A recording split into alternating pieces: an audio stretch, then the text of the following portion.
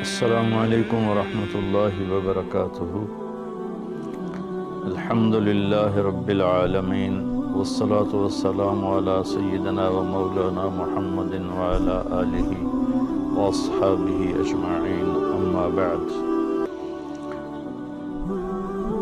فقال اللہ سبحانہ وتعالی شہر رمضان الذی انزل فیہ القرآن ھدی للناس وبینات ہے۔ تو اللہ تعالیٰ نے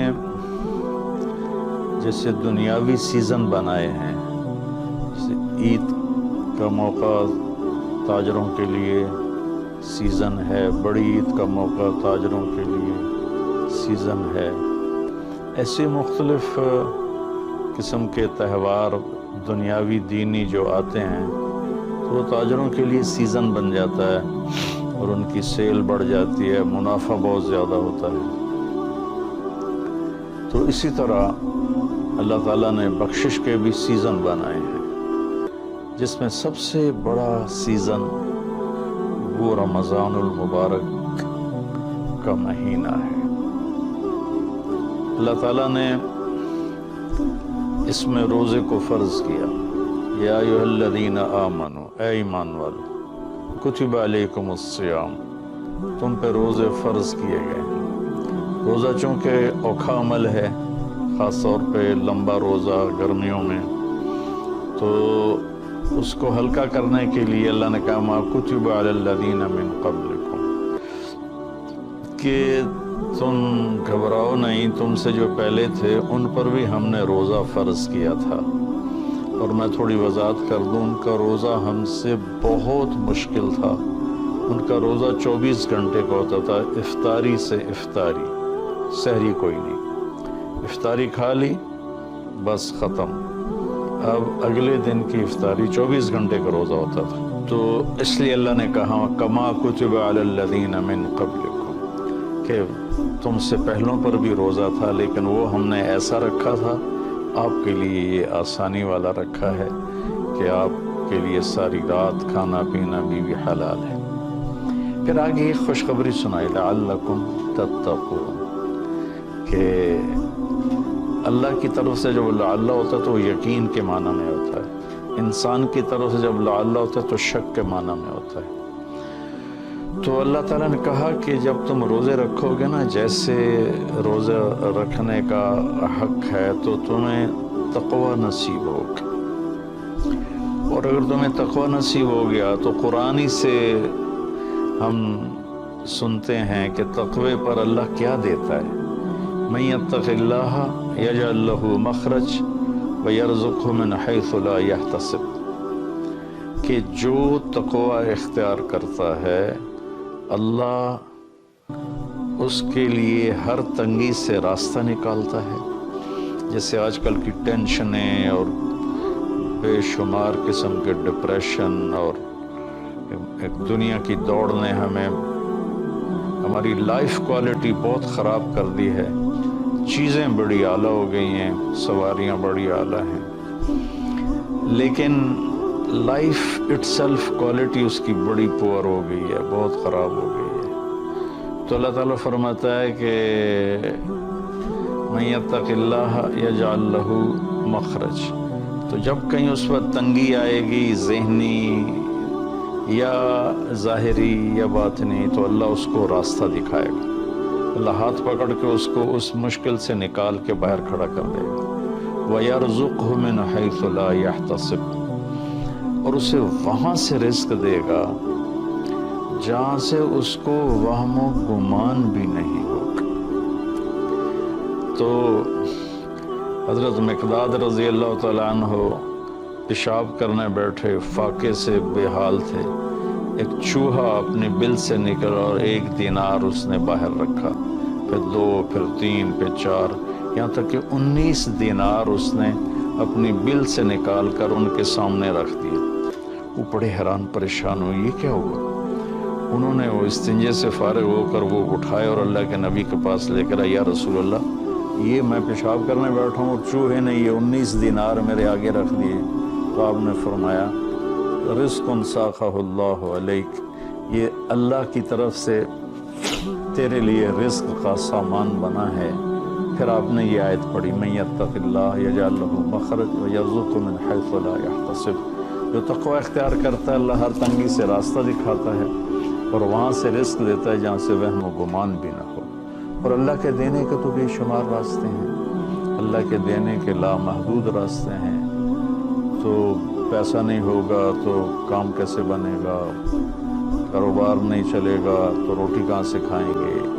وہ اللہ نے اپنے ذمے لیا ہوا ہے، ہماری ذمہ ہے کہ ہم سبب اختیار کریں اور تقوی اختیار کریں، رزق اللہ وہاں سے دے گا جہاں سے وہم و گمان بھی نہیں۔ تو تقوی پر من یتق اللہ یجعل لہ من امرہ یسرا۔ پھر دوسری اللہ تعالیٰ خوشخبری یہ سناتے ہیں کہ جو تقوی اختیار کرتا ہے نا، اللہ اس کے کاموں کو آسان کر دیتا ہے۔ اوروں کے لیے وہی کام مشکلات میں گھرا ہوتا ہے اور اس کے لیے مکھن سے بال کے نکلنے کی طرح اللہ اسے آسان فرما دیتا ہے۔ تیسرا تقوی کی جو فائدہ اللہ بتاتے ہیں، من یتق اللہ یکفر عنہ سیئاتہ ویعظم لہ اجرا، جو تقوی اختیار کرتا ہے وہ یہ نہیں کہ اس سے گناہ نہیں ہوتا، اس سے بھی گناہ ہوتا ہے۔ ہمارے ہاں یہ بڑا عجب تصور ہے کہ اگر کسی نے داڑھی رکھ لی، تبلیغ میں چلا گیا یا عالم بن گیا، بس اس سے تو کوئی گناہ ہونا ہی نہیں چاہیے، اور ہم جو مرضی کرتے پھریں، ہمیں تو کوئی پوچھ نہیں، ہم دنیا دار ہیں۔ تو یہ بڑی گمراہی ہے۔ سوائے نبیوں کے کوئی بشر خطا سے پاک نہیں ہے، چاہے وہ کتنا ہی بڑے مرتبے والا ہو۔ خطا ہر انسان کے ساتھ لگی ہوئی، بلکہ وہ انسان ہی نہیں جس سے خطا نہ ہوتی ہو۔ تو اللہ تعالیٰ کہتا ہے جو کفر عنہ سیئات، جو تقوی اختیار کرتے ہیں وہ اپنے گناہوں پہ نادم ہوتے ہیں، توبہ کرتے ہیں، تو اللہ تعالیٰ کہتا ہے ہم ان کے گناہوں کو مٹا دیتے ہیں۔ معاف کرنا نہیں کہا، یکفر، مٹا دینا، ایسا مٹا دیتے ہیں جیسے زمیندار زمین میں بیج کو ڈالتا ہے اور وہ بیج میں اس کو زمین میں چھپاتا ہے اور پھر وہ بیج فنا ہو جاتا ہے اور اس سے ایک نیا پودا نکل آتا ہے، ایک نئی جان نکل آتی ہے۔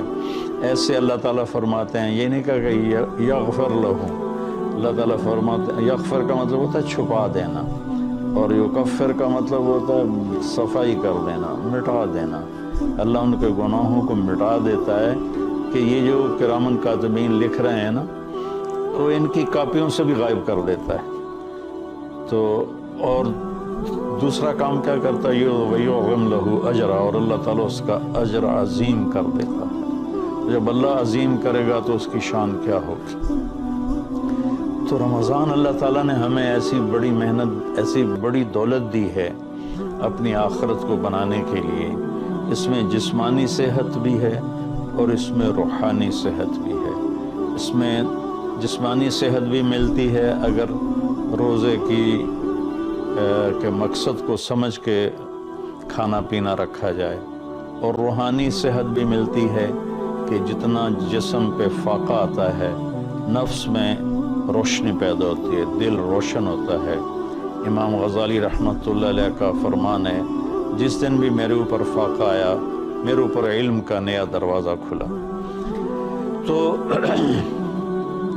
اللہ تعالیٰ نے اپنے کرم سے ہمیں یہ مہینہ دیا، شہر رمضان۔ شہر عربی میں مہینے کو کہتے ہیں، اور شہر کا اصل مطلب ہے شہرت۔ تو مہینے کو شہر مشہور اس لیے کہتے ہیں کہ ہر مہینہ اپنے آپ ہی اپنی شہرت بناتا ہے۔ بھئی ابھی رمضان آ رہا ہے، بھئی اب شوال آ گیا ہے، یا جنوری آ گیا ہے، فروری آ گیا ہے، اور اس کے ساتھ ہمارے بے شمار دنیاوی کام لگے ہوتے ہیں۔ بھئی جنوری میں یہ میٹنگ ہے، فروری میں یہ میٹنگ ہے، مارچ میں وہاں جانا ہے، اب اپریل میں ادھر آنا ہے۔ تو ہماری بہت ساری باؤنڈنگ ہوتی ہے مہینوں کے ٹائمنگ کے ساتھ، اس لیے یہ مشہور ہوتے ہیں۔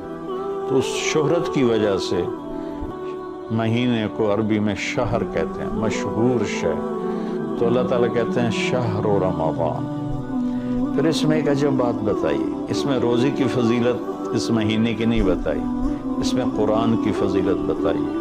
الذی انزل فیہ القرآن، روزے کا ذکر بعد میں کیا ہے اور قرآن کا ذکر پہلے کیا ہے کہ اب اپنی روح کو، اپنے روحانیت کو زندہ کرنا چاہتے ہو تو اس مہینے میں ہم نے قرآن کو اتارا۔ الذی انزل فیہ القرآن، جس میں ہم نے قرآن کو اتارا۔ 6 رمضان کو موسیٰ علیہ السلام پہ تورات اتری اور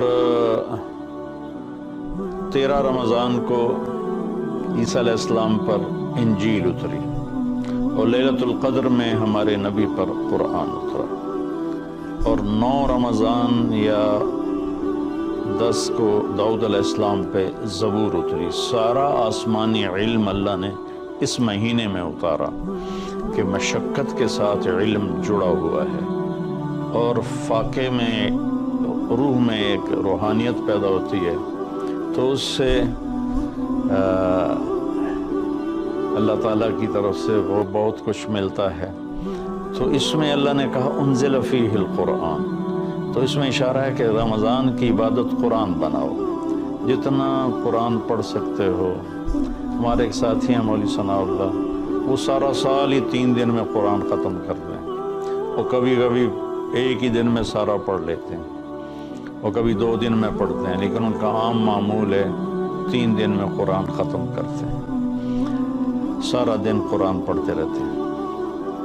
بنگلہ دیش میں ہوتے ہیں، ہم رائمنڈ میں اکٹھے پڑھتے تھے۔ تو جتنا قرآن کے ساتھ ہمارا تعلق بڑھے گا، ہم قرآن کو پڑھیں گے، سمجھیں گے۔ ہم نے صرف قرآن کو ختم کے لیے رکھا ہے، جی مولوی صاحب آ جاؤ ختم پڑھ دو، انہوں نے چند آیات رٹائی ہوئی ہیں، وہ آیات پڑھ دیتے ہیں ختم ہے۔ کوئی کہیں اور سے پڑھیں تو کہ تجھے جی ختم ہی نہیں پڑھیا، او بھائی قرآن پڑھ کے سنا دیتا ہے اور کی کرا، نہیں تجھے ختم نہیں پڑھیا، کیونکہ وہ آیات نہیں پڑھی جو ہمارے ان ان پڑھ مولویوں نے، مولوی تو ہوتے نہیں، وہ بس حافظ ہوتے ہیں اور وہ دیہاتوں میں امام بن جاتے ہیں، تو انہوں نے وہ جو ایک رسم بنا دی ہے، تو قرآن رہ گیا ختم دلانے کے لیے، قرآن رہ گیا فال نکالنے کے لیے، اور قرآن رہ گیا ہے مردوں پر پڑھنے کے لیے۔ بچے جو لوگ مالدار ہیں، وہ اور تھوڑے دین کا بھی شوق ہے، وہ مدرسے کے بچوں کو ہائر کرتے ہیں اور باپ کی قبر پہ بٹھا دیتے ہیں، وہ قرآن پڑھتے رہتے ہیں، پتہ نہیں وہ پڑھتے بھی ہیں کہ نہیں پڑھتے۔ تو قرآن پڑھیں، قرآن کو سمجھیں، روزانہ 1 صفحہ ترجمے کا پڑھ لیں اور پورے قرآن کو اس طرح پڑھیں، آپ پر حقیقت کھل جائے گی کہ اللہ کیا کہہ رہا ہے اور ممبر سے ہمارے خطیب حضرات کیا کہہ رہے ہیں، اللہ کس چیز کی دعوت دے رہا ہے، ہمارے خطیب کس چیز کی دعوت دے رہے ہیں، آپ کے قرآن کھل جائے گا۔ آپ حدیث پاک کو پڑھیں، نبی پاک کی سیرت کو پڑھیں، خاص طور پر حدیث سے براہ راست استفادہ بھی بڑے اعلیٰ چیز ہے، لیکن جتنا سیرت سے میں اپنے ذاتی طور پر گیا، جتنا میں نے سیرت سے سیکھا وہ کسی اور چیز سے نہیں سیکھا قرآن کے بعد۔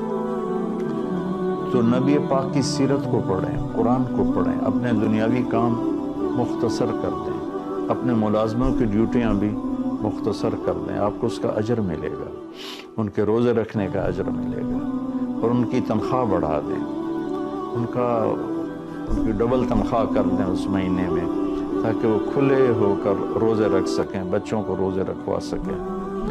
تو ایک افطاری پہ ہزاروں روپے اڑا دیں، اور ان کی پورے مہینے کی تنخواہ چند ہزار ہو تو وہ کھل کے روزہ تو نہیں رکھ سکے گا۔ تو انزل فیہ القرآن، پھر آگے اللہ نے کہا ھدی للناس، سبحان اللہ، کہ پوری دنیا کے انسانوں کے لیے ہدایت ہے۔ زمین پہ جو راستے ہیں نا، ان کے نشان ہوتے ہیں، ہم ان کو فالو کرتے ہوئے، جیسے آج میں اپنے گاؤں سے چلا تو سڑک کو فالو کرتے ہوئے میں فیصل آباد پہنچ گیا، اب اسی کو فالو کرتے ہوئے پھر گاؤں پہنچ جاؤں گا۔ ساری دنیا میں سفر کے جو ہمارے دنیا کے سفر ہیں اس کی نشانیاں مقرر ہیں، ہمیں ڈھونڈنا نہیں پڑتا اور چلتے رہتے۔ لیکن جو ہماری آخرت کا سفر ہے اس کی نشانیاں ڈھونڈنی پڑتی ہیں۔ وہ امتحان ہے، اس کو اللہ تعالیٰ نے اپنے پاس ہی رکھا ہے اور قرآن میں چھپا دیا ہے کہ اب قرآن پڑھو۔ ہدن، قرآن عربوں پہ اترا تھا، تو ہدا کسے کہتے ہیں؟ اچھا، سمندر میں کوئی نشانی کوئی نہیں، اب تو کمپیوٹر آ گئے، تو اس وقت وہ رات کو ستاروں کو دیکھتے تھے اور دن میں سورج کی حرکت کو دیکھتے تھے کدھر جا رہا ہے، تو اس سے وہ راستوں کو متعین کرتے تھے بیچ سمندر۔ جب وہ قریب کسی منزل کے قریب پہنچتے تھے تو وہاں پانی کے اندر سے پہاڑ کی چوٹی نکلی ہوتی تھی اور اس کا پتھر کچھ ایسا ہوتا تھا کہ وہ دھوپ میں چمکتا تھا، رات کو چاند کی چاندنی میں چمکتا تھا۔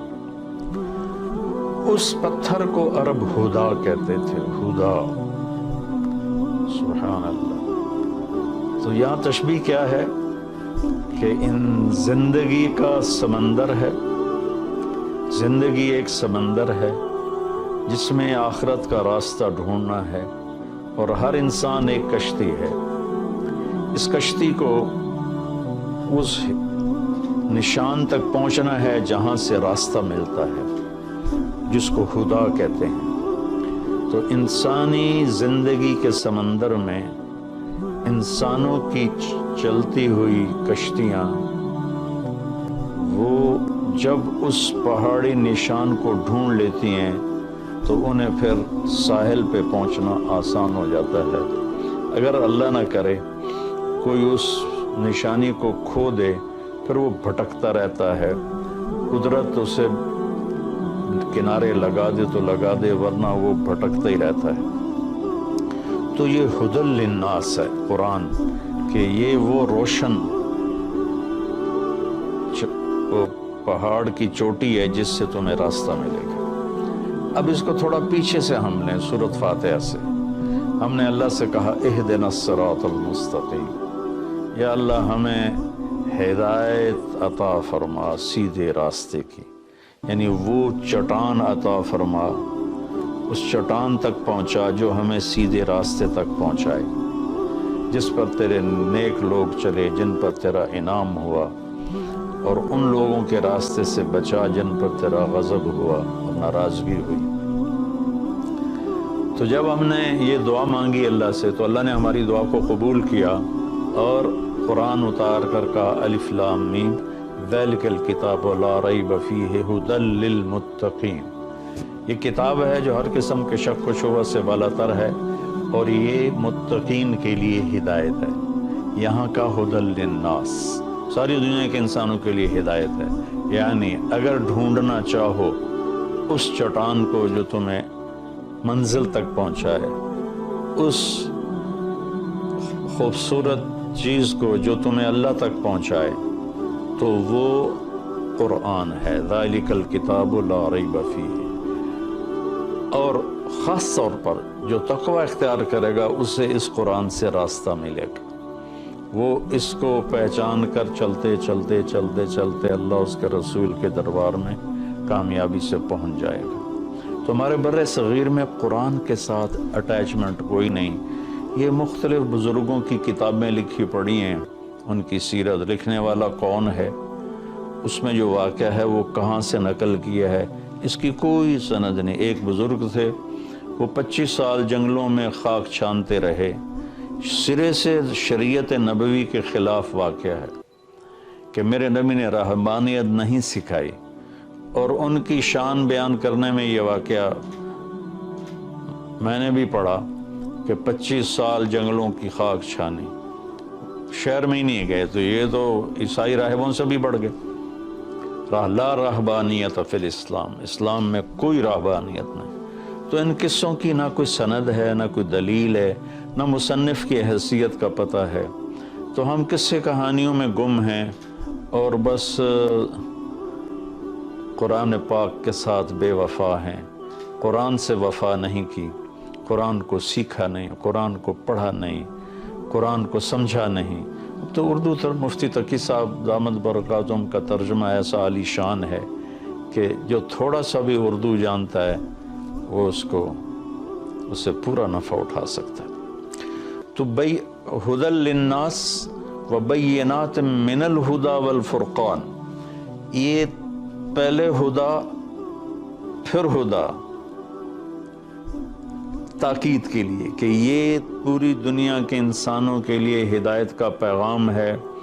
اگر تم اپنے ذہن کو صاف کر کے اسے پڑھو گے تو بینات من الہدی، تو یہ ہدایت کی خوبصورت نشانیاں ہیں، اور حق و باطل میں فرق کر کے دکھا دے گا قرآن، کہ اس لیے قرآن کا نام فرقان بھی ہے کہ یہ حق کو الگ کر دیتا ہے، باطل کو الگ کر دیتا ہے۔